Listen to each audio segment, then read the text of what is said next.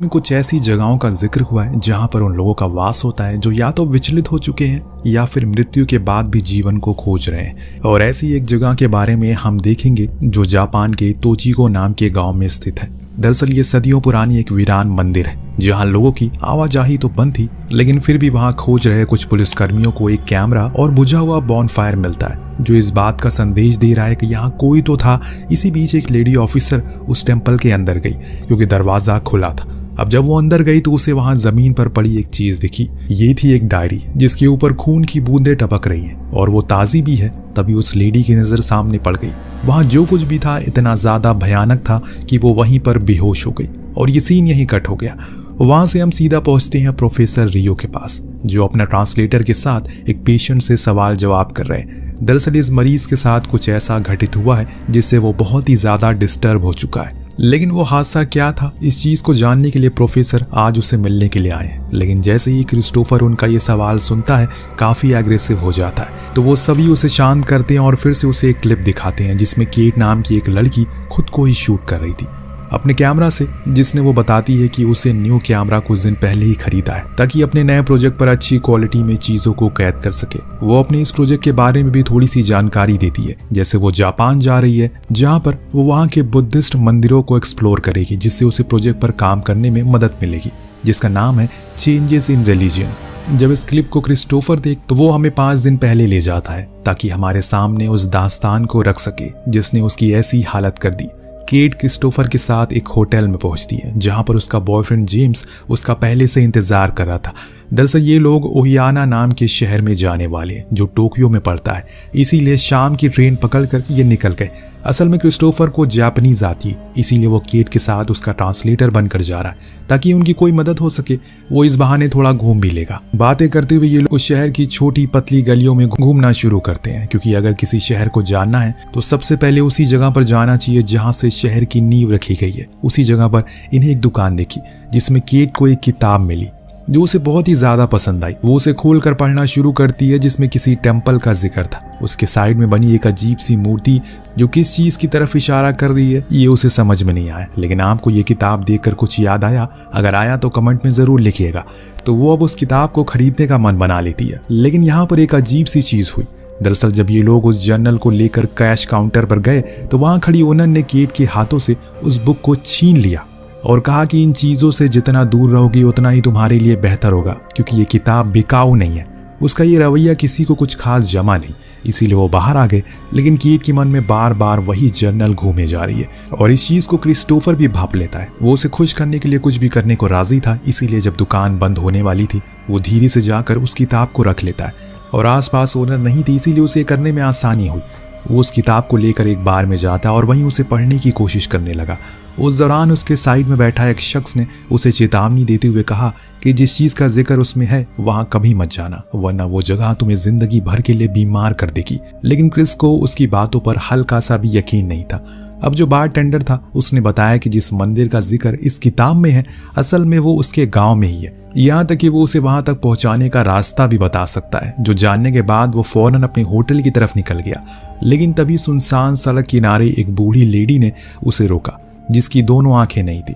उसने एक डरावने लहजे में कहा, बेटा उस मंदिर में कभी मत जाना वरना भुगत जाओगे। ये चीज क्रिस को पूरी तरह से डरा देती है अंदर से, क्योंकि उसे इस लेडी को कुछ भी नहीं बताया। फिर इसे कैसे पता चल गया इस किताब के बारे में? सबने मना किया अभी तक सिवाय उस बारटेंडर के, यहाँ तक कि उसने तो रास्ता भी बता दिया जो थोड़ा अजीब लग रहा है सोचने पर। आखिर वो क्यों चाहता है कि ये लोग वहां पर जाएं? क्या ऐसा करके उसे कोई फायदा मिलेगा? ये तो कहानी के अंत में पता चलेगा एक भयानक ट्विस्ट के साथ। फिलहाल आते हैं कहानी पर। तो अब क्रिस वहां से भागकर अपने होटल रूम में आता है और सो गया। लेकिन अब ऐसा लग रहा है कि कुछ तो है जो उसके साथ जुड़ चुका है, क्योंकि उसे अपने ख्वाबों में भी वही लोग नजर आने लगे हैं जो आज पूरे दिन में उसे मिले थे। लेकिन हाँ, इसके अलावा भी कुछ लोग उसे दिख रहे हैं जिन्हें वो कभी आज तक मिला ही नहीं, जिसमें से एक 10 साल का बच्चा भी है। खैर, सुबह जब उसकी आंख खुली उसके सामने केट बैठी थी जिसके हाथों में वही किताब जो देख वो बेहद खुश हुई और पूछा कि ये उसे कैसे मिली। उसने बताया कि वो खास उसी के लिए लेकर आया है। अब तो उसने उस मंदिर तक जाने का रास्ता भी पता कर लिया। ये जानने के बाद उसकी खुशी तो दुगनी हो गई, क्योंकि उसका तो दिन बन चुका था। तो अब ये लोग फौरन पैकिंग करते हैं और निकल जाते हैं उसी गांव की ओर जहां पहुंचकर एकदम शांति सी मिली। हालांकि ज्यादातर गांव में ऐसे ही होता है, शहर के शोर शराबे से दूर लोग रहते हैं वहां के लोग, लेकिन जो कोई भी यहाँ पर उन्हें आते हुए देख रहा था, सभी के चेहरे पर एक डर था। न जाने वो उन सभी के चेहरे पर सिर्फ एक ही सवाल नजर आ रहे थे कि आखिर ये लोग यहाँ पर क्यों आए हैं। अब ये लोग अपने होटल की तरफ रुख करते हैं, जहाँ का ओनर बातों बातों में इनसे पूछ ही लेता है यहाँ इस गांव में आने की उनकी क्या वजह है। यहाँ तो टूरिस्ट प्लेस जैसा कुछ भी खास नहीं है। तो जेम्स ने बताया कि वो एक मंदिर को देखने आया है जिसके बारे में उन्होंने किताब में पढ़ा है, उसी में उन्हें रिसर्च करनी है। उस मंदिर का नाम सुनते ही वो आदमी एकदम दहल जाता है और बताता है आज से 10 साल पहले एक 10 साल के बच्चे को भी उसी मंदिर की तरफ से न्योता आया था, लेकिन जब वो उसके अंदर गया तो उसे अजीब अजीब सी चीजें दिखना शुरू हो गई और वो लड़का बार बार किसी दूसरी दुनिया के लोगों का जिक्र करता है। फिर 1 महीने बाद जब वो बाहर आया तो उसके हाथों में उसकी आंखें थी। मेरे मानो तो यहीं से लौट जाओ, क्योंकि वो मंदिर नहीं बल्कि अभिशाप है जो लोगों को जिंदा ही मार देता है। लेकिन जैसे कि हम जानते हैं, केट और जेम्स को उसकी बातों पर जरा सा भी यकीन नहीं होता, पर कहीं ना कहीं क्रिस को थोड़ा बहुत यकीन था, क्योंकि ये पहली बार नहीं है जब किसी के मुंह से उस मंदिर के बारे में ऐसा कुछ सुना हो।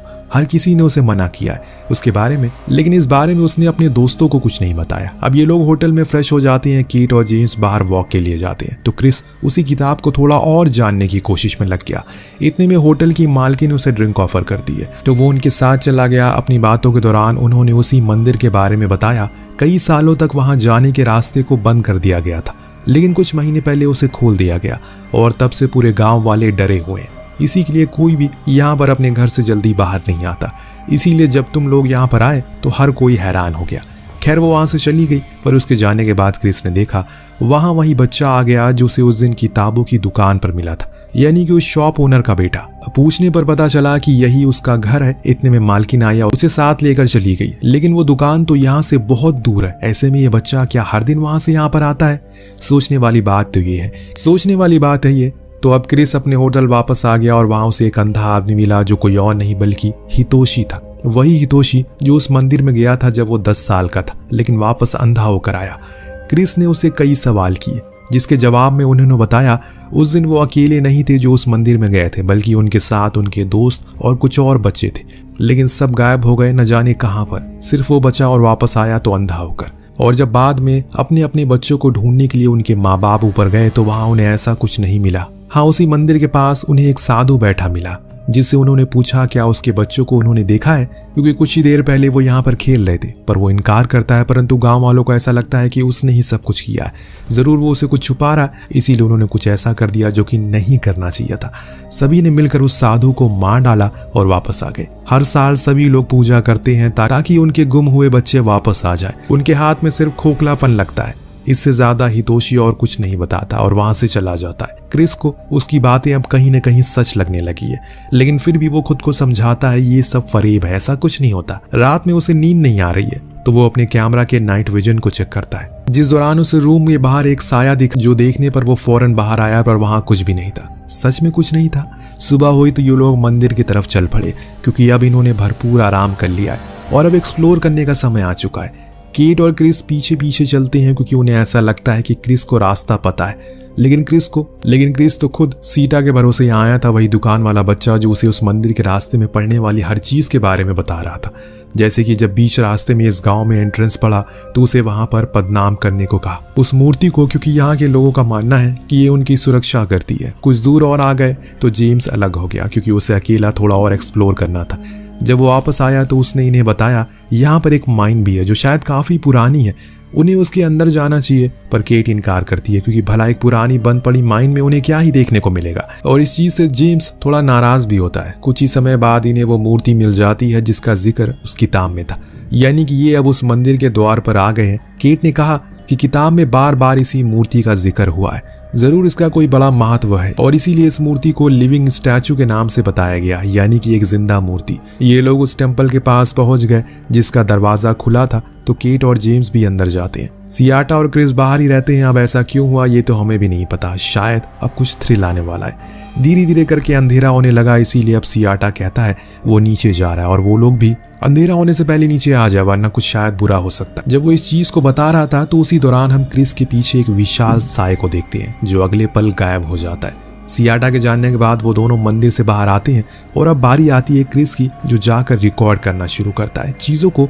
लेकिन बाहर अब चीज़ें कुछ ठीक सी नहीं लग रही है, क्योंकि जेम्स का मानना था अब उन्हें यहाँ से चलना चाहिए, क्योंकि इतना सब कुछ खास नहीं है यहाँ पर जैसे कि उस किताब में मेंशन किया गया था।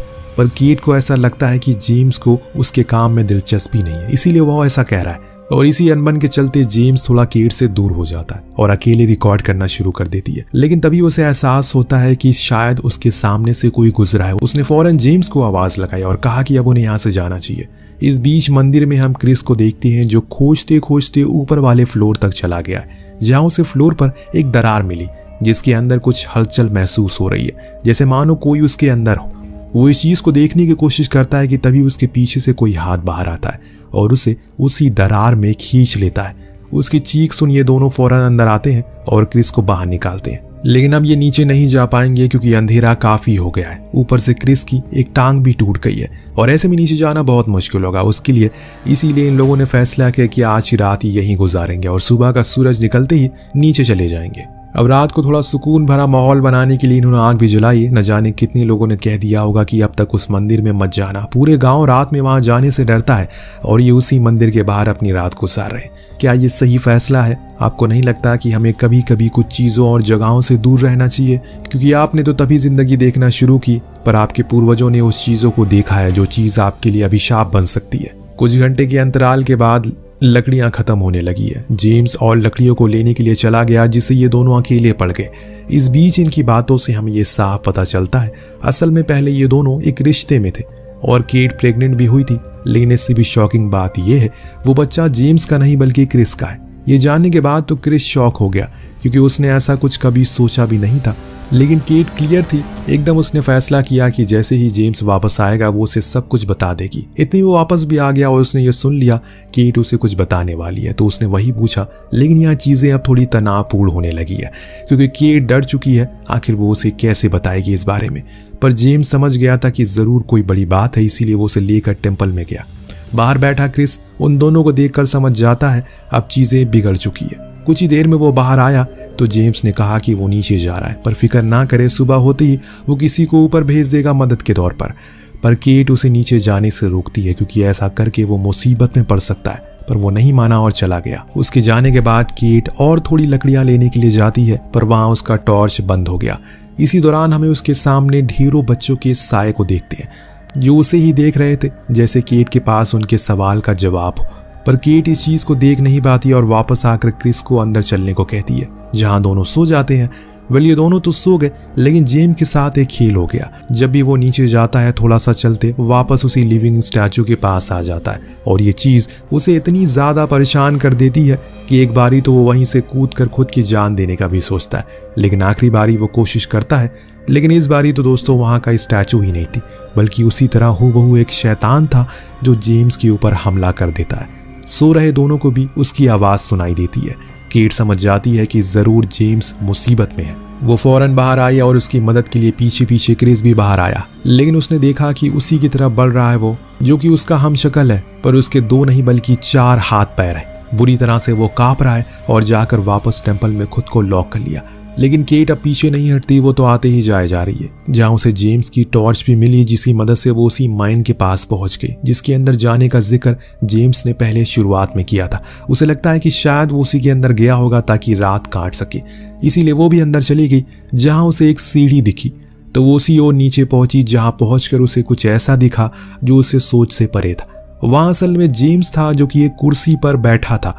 उसकी दोनों आंखें निकाल ली गई है। उसे देखकर ऐसा लग रहा है कि मानो वो किसी के वश में हो। उसकी ऐसी हालत को देखने के बाद केट फौरन पीछे की ओर भागती है, लेकिन जिस जगह से वो आई थी वहां से वापस जाने का कोई रास्ता नहीं बचा। यानी कि केट की कहानी भी यहीं पर खत्म होती है। लेकिन ये कर कौन रहा है, ये सवाल अब हमें मिलने वाला